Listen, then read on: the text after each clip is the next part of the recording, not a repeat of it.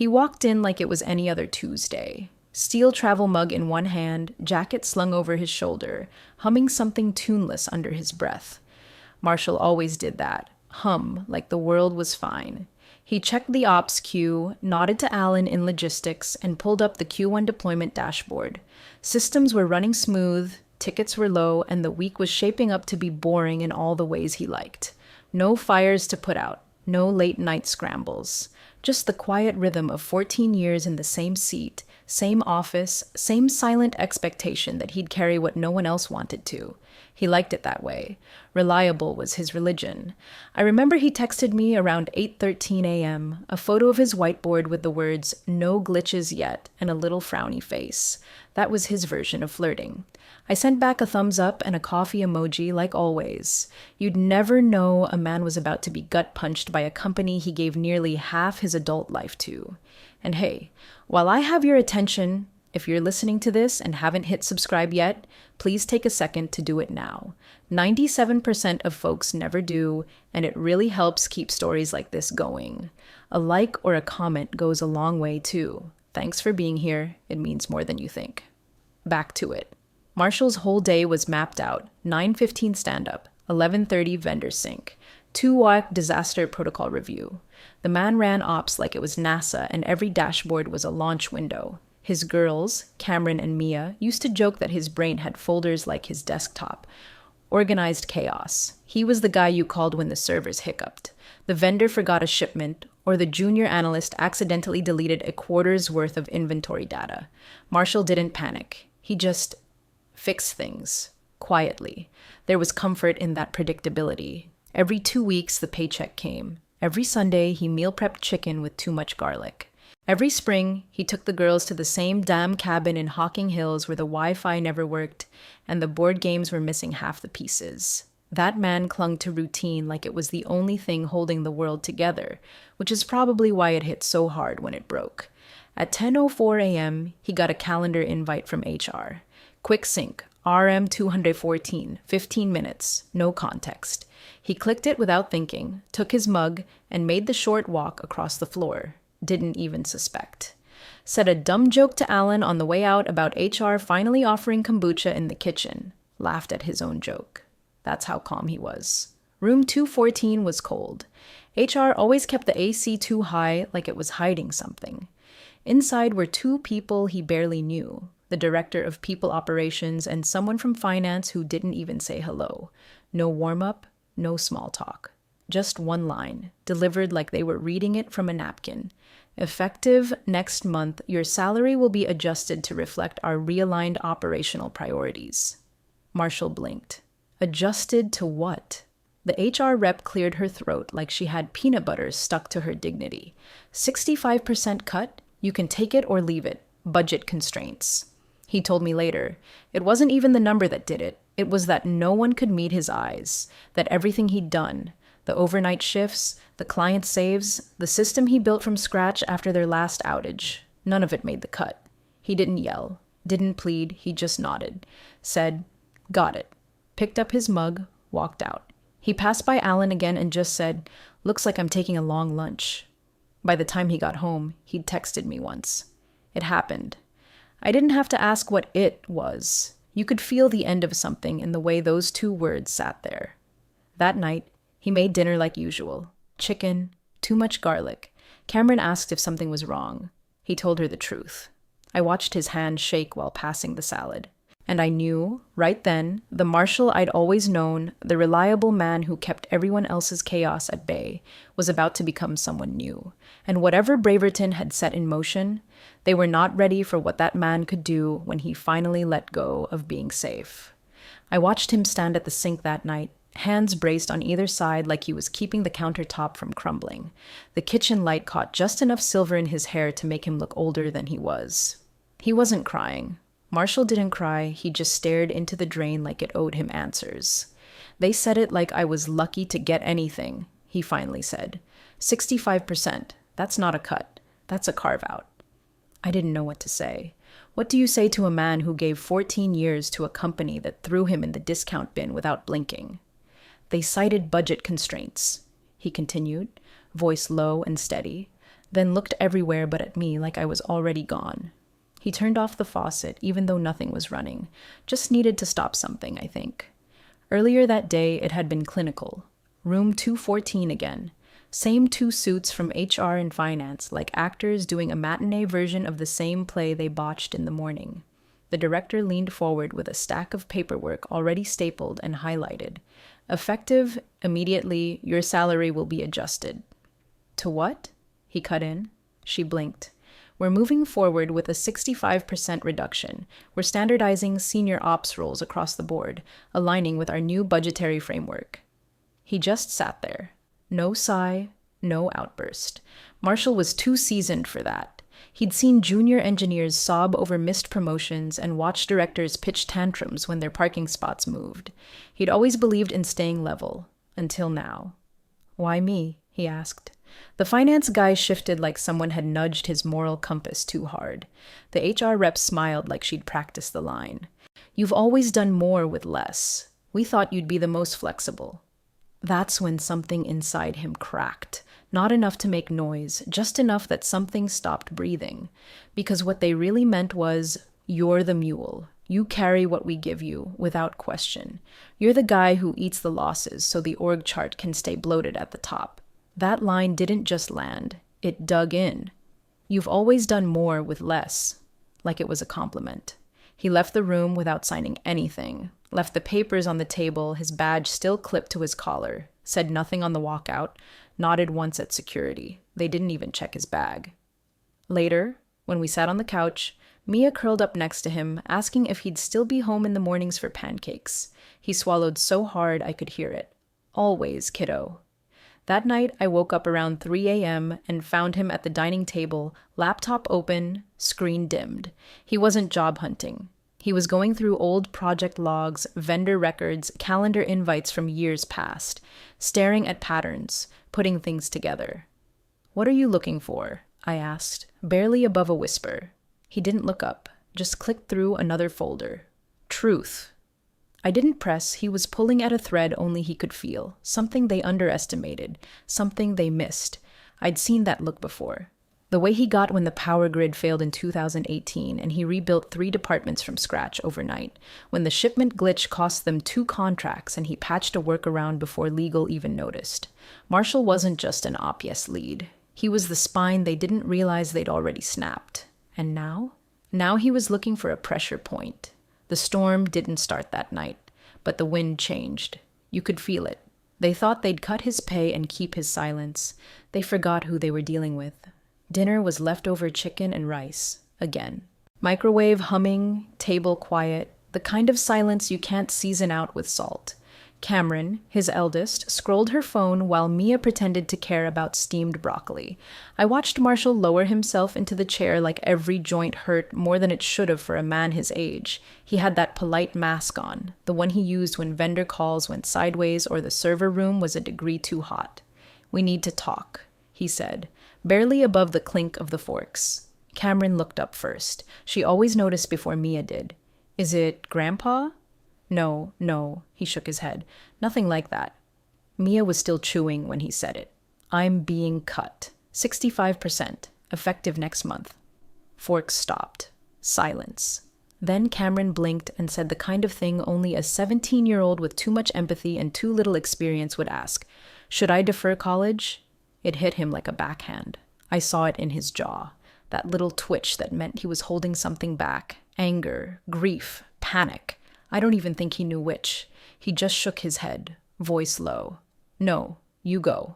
But Dad, you go, he said again, firmer this time. And that was it. He scraped his chair back, stood up, and walked into the hallway. Mia whispered, Are we okay? I told her yes, but I wasn't sure I believed it. An hour later, after dishes and arguments over algebra homework, I found him in the bedroom, sitting on the edge of the bed like he was waiting for a verdict. He hadn't even taken his shoes off. His laptop was open beside him, but the screen was dark. You need to get some rest, I said gently. He nodded like he heard me, but his fingers moved anyway. Tap, tap, password in, screen on, not Indeed, not LinkedIn, his inbox. He wasn't looking forward. He was digging backward. "You job hunting?" I asked, even though I knew better. He didn't answer. I sat beside him and watched as he searched through old emails, years' worth. Internal memos, status updates, policy changes, vendor contracts, cost realignment plans. The digital paper trail of a man who'd always kept the receipts, even if no one asked him to. And then he froze. There it was. A forwarded file from nearly 6 months ago, buried in a reply chain about system licensing renewals. He clicked it open. Finance report. Q1, Q2 workforce optimization strategy. I saw the color drain from his face.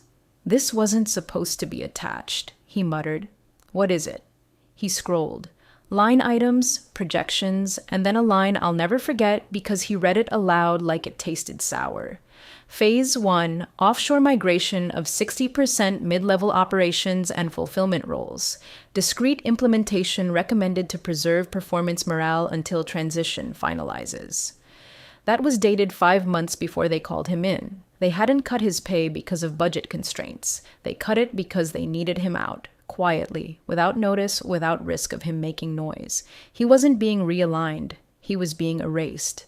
That's when the fury showed up. Not loud, not wild, but quiet and cold and focused. He clicked back into his inbox and typed 3 words into the search bar. Realignment strategy proposal. Enter. Thread after thread. Terms like efficiency overlay, talent consolidation, and Q2 absorptive transition flashed on screen like a corporate obituary for everything he'd built. I didn't say a word, just sat there, watching as he pulled at the seams, finding every stitch they tried to hide. Marshall didn't sleep that night. He didn't rant or rage, he gathered. And when I brought him coffee at sunrise, he was already showered, dressed, and staring at a note he'd scribbled by hand. 7 names, 7 people he trusted. I didn't have to ask what it meant. He wasn't going down. He was taking the stairs, 1 step at a time, and he wasn't going alone. 6 months ago, on a Thursday that should have been forgettable, Marshall caught something he wasn't meant to see. He was reviewing a batch of system licenses tied to Braverton's warehouse API. Typical ops grunt work no one wanted to do, but everyone depended on. Vendors were shifting contract language, and someone from finance had attached the wrong spreadsheet to an internal ping. At first glance, it looked like a cost projection file, nothing unusual. But Marshall had a habit. He didn't skim. He read. And on page 4, sandwiched between procurement budgets and tax credits, was a phrase that made him pause mid-sip of his coffee. Offshore migration strategy, Q1, Q2 implementation pathway. It wasn't bolded. It wasn't highlighted. It wasn't even labeled confidential, just sitting there, hidden in plain sight. He read on. Initial impact to be buffered by non-executive payroll consolidation and reclassification. Emphasis on mid-level ops and supply chain redundancies. Strategy to be executed under the umbrella of performance-based realignment. Risk of attrition acceptable. He stared at the screen for a full minute, not moving, not blinking, not breathing, I think. Then he did what Marshall always did when he found something off. He flagged it, quietly. Formally, no drama. He replied to the thread. Noticed offshore migration notes embedded in budget doc. Was this intentional? Suggest clarification before this circulates further. That was it. He didn't escalate it to anyone outside his lane, didn't forward it to the union rep, didn't print it and staple it to the VP's desk like he probably should have. He was loyal. Too loyal. No one replied. The thread went cold. By Monday, the file was replaced with a new version, minus the offending section. No apology, no explanation. Just a silent scrub job like it had never existed. He let it go, for a while. Told himself it was a mistake. That someone upstairs realized how bad it would look and course-corrected. He gave them the benefit of the doubt. Marshall had always given Braverton more faith than it deserved. But now, sitting at our kitchen table with that same file reopened and the same phrases staring him down, he saw it for what it was. A quiet kill list, and he'd been on it the whole time. They didn't call it firing, they called it reallocation. They didn't slash people. They de-risked the operational grid. And Marshall, Mr. Clean Up the Mess, had been helping hide the bloodstains without realizing he was bleeding too. And the worst part? They assumed he wouldn't put it together. They thought the man who built their disaster protocols and wrote the very systems that kept their logistics from eating itself was too dumb, too compliant, too grateful to notice he was being replaced. They thought if they kept the tone polite and the severance quiet, he'd walk away with his head down and his loyalty intact. But Marshall remembered everything. He remembered when HR asked for anonymized employee metrics to help benchmark redundancy factors. He remembered when the finance team started asking for non-core skill groupings for org chart overlays. He remembered how the VP of Ops started avoiding eye contact around Q1 planning, like guilt wore a badge. And now? Now he had context. Now the silence around that email wasn't just corporate forgetfulness. It was targeted strategy. They phased him out months ago. The pay cut was just the final insult, served cold, wrapped in legalese, designed to make it seem like he was lucky to still have a seat at a table they'd already cleared. He closed the file, leaned back, and whispered something that chilled me. "They think I'm replaceable." He said it not like a question, like a promise. That night he made 2 lists, one labeled keep, one labeled watch. I asked what he was doing. "Inventory," he said, "of who still thinks I matter." He wasn't planning revenge, not yet, but he'd stopped waiting for an apology and started preparing for an exit they wouldn't see coming. The call came at 8:06 a.m. sharp. I was pouring cereal for Mia when I saw Marshall pause mid-reach for the coffee pot. His phone lit up, an unknown number. Normally, he'd let it go to voicemail, but something about the timing, something in his bones maybe, made him answer. "This is Marshall." There was a silence. Then a voice, smooth as polished stone. "Mr. Renner, we've had our eye on you for years." He glanced at me. I froze. The voice continued, measured and confident. "We're aware of Briverton's recent internal shifts. We'd like to talk about your future. 160K base, 25K sign-on, full autonomy. Bring your team." He didn't say anything. Just walked to the window like he was trying to find a horizon. "We know about the offshore migration plan," the voice said, casually dropping a bomb like it was weather. "We're already prepping for the aftershock, but we don't want the mess. We want the solution. We want you." Marshall finally spoke. "Why now?" A chuckle. "Because now you're free, and because they've underestimated the only person keeping their house standing."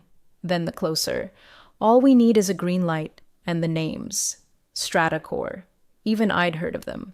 Braverton's fiercest competitor. Cleaner tech, leaner execs, better culture, or so the rumors said.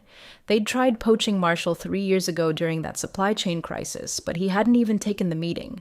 Said loyalty mattered. Now, loyalty had left him with a 65% insult and a box full of unpaid favors. He ended the call without agreeing, just said, "I'll think about it." But I could see it. The way his fingers drummed the counter, the way his jaw clicked when he was calculating risk. He was thinking about it. Hard. Later that day, he pulled out an old notebook, spiral-bound, dog-eared from years of battle. I knew that notebook. It wasn't for plans. It was for war. He started listing names. People who'd stuck through budget freezes and last-minute overtime. Folks who showed up when the flood hit the lower warehouse and stayed until 3 a.m. Mopping. The ones who didn't play politics, who didn't kiss VP rings or inflate spreadsheets to impress interns with MBAs. He made 2 columns. Trust, maybe. And next to each name, he wrote a note. Strengths, risks, family status, whether they were likely to jump ship, whether they had NDAs that could be neutralized with job descriptions that sidestepped legal landmines. It was surgical, not malicious, just exact. That night, he took a walk, said he needed air. He came back smelling like the wind before a storm. "Did you call them back?" I asked. He nodded.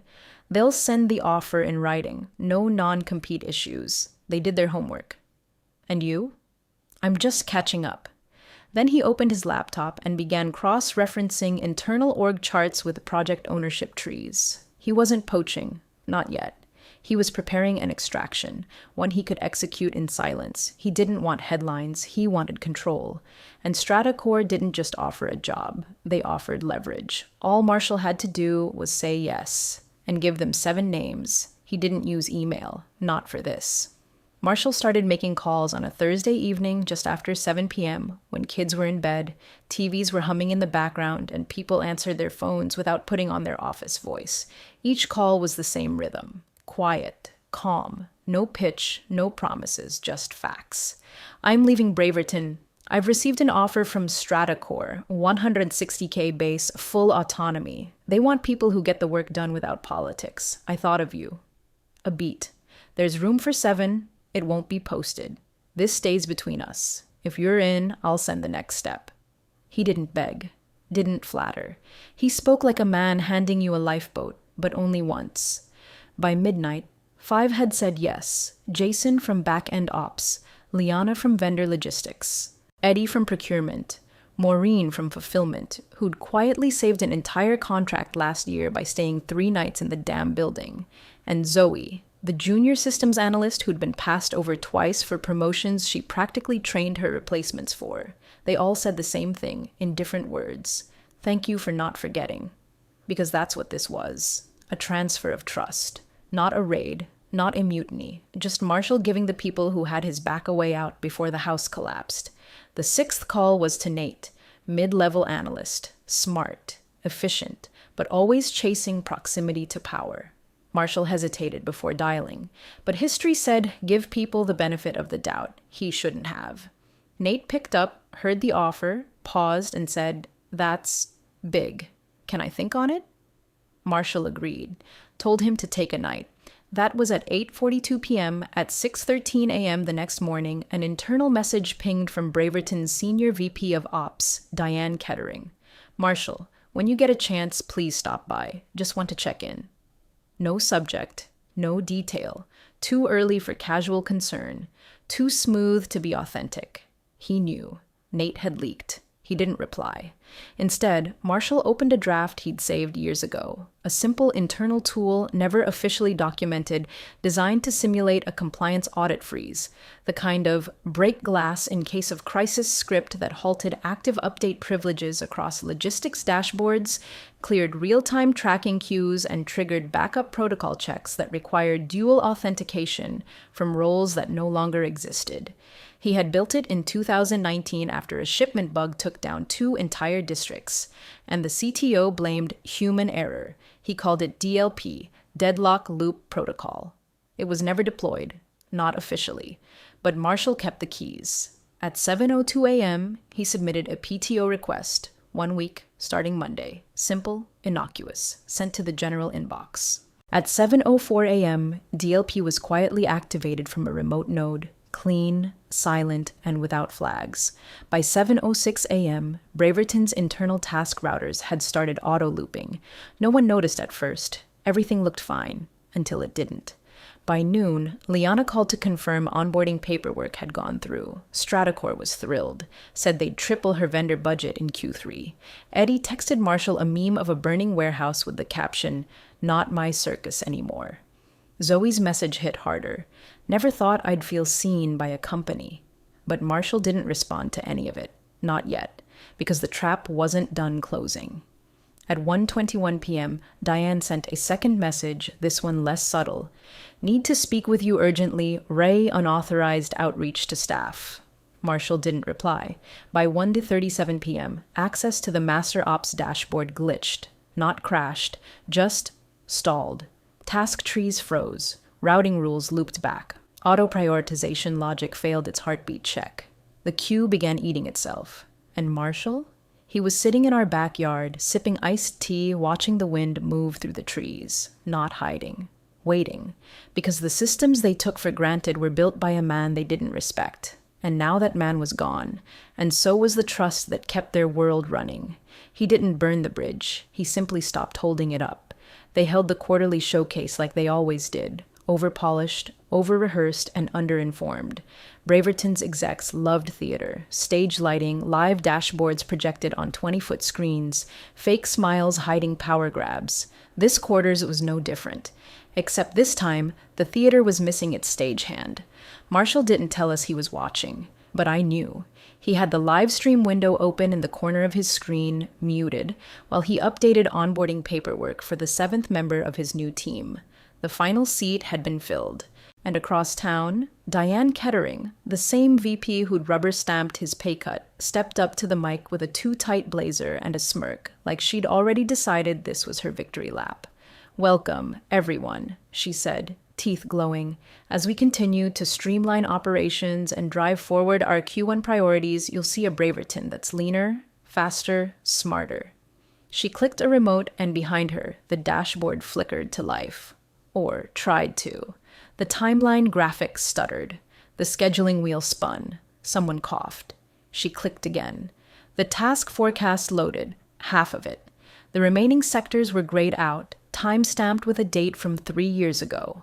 A murmur passed through the audience. Interns looked at each other. Vendor reps squinted at their tablets. "Minor delay," Diane said, trying to wave it off. "We've had a recent back-end update, but everything is fully under control." She gestured again. The shipment tracker opened. Nothing moved. And then, as if some hidden hand had chosen the most inconvenient moment possible, a system alert blinked onto the projection. "Root task deadlock, escalation node undefined." Not a crash. Worse. A protocol loop with no resolution path, built by Marshall back in 2019 when the system was still duct tape and wishful thinking. He'd hidden it deep, only triggered by rare condition stacking, and now it was live. Because Braverton wasn't broken, it was empty. They didn't lose Marshall. They lost institutional memory, the kind that can't be trained in 30 days or outsourced to a consultant with a 5-tab spreadsheet and a buzzword binder. You could feel it. The silence in the room thickened. Diane's voice cracked for the first time. "It is resolving a minor conflict." But the live chat was already exploding. Clients asking why their dashboard queues were returning null. Regional managers asking why task trees had looped back to incomplete protocols. And legal? Legal was in the back row, furiously whispering into a phone. Because something worse than system failure was happening. Contracts weren't being fulfilled, and worse still, the automation logs were frozen mid-execution. It wasn't sabotage, it was abandonment. No one left knew how to operate the guts of the system. They knew how to present it, how to brag about it, how to commodify the result. But the machine? Only one person had ever understood the whole map, and he was gone. And so was most of the team who could fix it. As the projector behind her blinked, "Access invalid, credential auth missing," Diane reached for her water like it might save her. It didn't. At Stratacore, Marshall sat with his team in a plain glass conference room. The view overlooked the river. Calm, clean, paid for. He leaned back in his chair and said one thing. "They finally saw what I kept from breaking." No anger, no gloating, just quiet recognition. Braverton hadn't lost to a better product. They'd lost to the very people they thought they could discard. And now their star VP was standing in front of a full room, watching her dashboard die in real time. Marshall never touched a single wire. He just stopped answering their calls. The cease and desist arrived in a stiff white envelope. Couriered, hand-signed, stamped with faux authority like a paper shield would stop a storm already rolling in. Marshall read it once, then twice, slower. I watched his lip curl, just barely. "Cute," he muttered. Inside, the usual legal growl, allegations of breach, demands for immediate cessation of competitive activity, warnings of legal escalation. But what they didn't know, what legal should have known, was that Marshall's original employment contract, buried beneath 14 years of HR bloat, held a clause no one had bothered to revisit. Section 11.4, non-compete restrictions, waived for roles pertaining to emergency protocol development and disaster recovery systems, contingent upon project-level criticality. He'd insisted on that clause during a restructuring back in 2014, after patching a warehouse flood system that saved them $3.2 million in damage. The execs had been grateful then, thankful enough to sign whatever language protected their savior. And now? Now it protected their exit wound. Stratacore's legal team didn't flinch. Their response was one line. Our client's employment agreement contains no enforceable non-compete provisions under the specific terms of his original role. This correspondence constitutes harassment. Further communication should be directed to counsel. Translation: back off, or we make this public. And then someone did make it public. The quarterly showcase recording leaked. Not through us, not through anyone Marshall had called.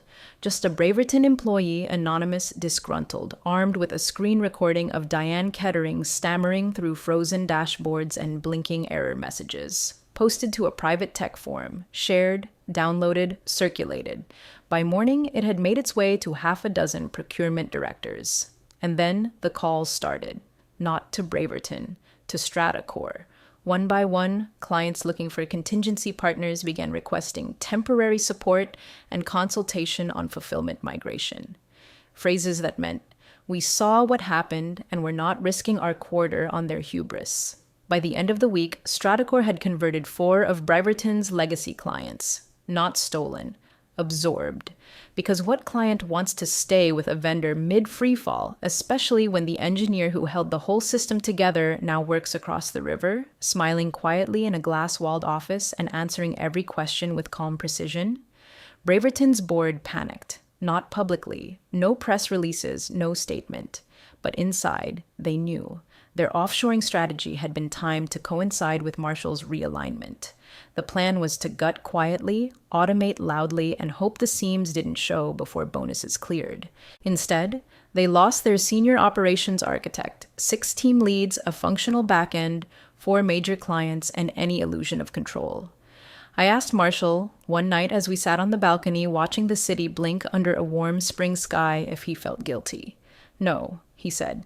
"They handed me the fuse and begged me not to notice it was lit." He didn't break them. He just stopped insulating them from their own bad decisions. And now, all Braverton could do was scramble, spin, and hope no one else read Section 11.4 as closely as StrataCore's lawyers did. Because the moment that envelope hit his desk, Marshall didn't flinch. He smiled and called it confirmation. The new office smelled like fresh paint and expensive coffee. Clean walls, soft lighting, not a speck of that desperate hustle Braverton had bred into its bones. No flickering fluorescent bulbs, no half-eaten bagels abandoned beside budget printouts. Just space, and the quiet confidence of a company that knew its value. Marshall stood by the floor-to-ceiling windows, sleeves rolled up, tie forgotten in a moving box. His name was already on the glass door, Director of Strategic Fulfillment. He didn't ask for a fancy title. StrataCore gave it to him anyway. "Dad, where does this one go?" Mia held up a framed photo, one of the rare ones. The 3 of them in matching hoodies, hiking some muddy trail with weather that couldn't decide if it was spring or stubborn winter. "Put it on the shelf behind the desk," he said, facing the door. Cameron was hunched over a stack of textbooks on the floor, eyes darting back and forth. "Didn't you say you'd miss the quiet when I left?" He chuckled. "I lied." She'd been accepted. Full scholarship. First choice school. The morning the letter arrived, she screamed so loud the neighbors thought someone died. Marshall just held the paper, stared at the words, and said nothing for a full minute before walking out to the porch. I found him sitting there, crying silently into a mug that had long gone cold. He never said it aloud, but we all knew. That letter didn't just mark her future. It validated his. A knock at the glass broke the moment. StrataCore's CEO, Elise Marston, stepped inside. No entourage, just a smile, a calm presence, and a small black folder in hand. "I wanted to stop by," she said, offering a firm handshake. "You've made quite the entrance." Marshall smirked. "Didn't mean to make a mess." "Oh, but you didn't," she said, placing the folder on his desk. "You just stopped cleaning up theirs." Then she asked, "Why now?" He didn't rush the answer, just looked past her at the skyline, hand resting on the windowsill like he was grounding himself. "I was loyal for 14 years, he said.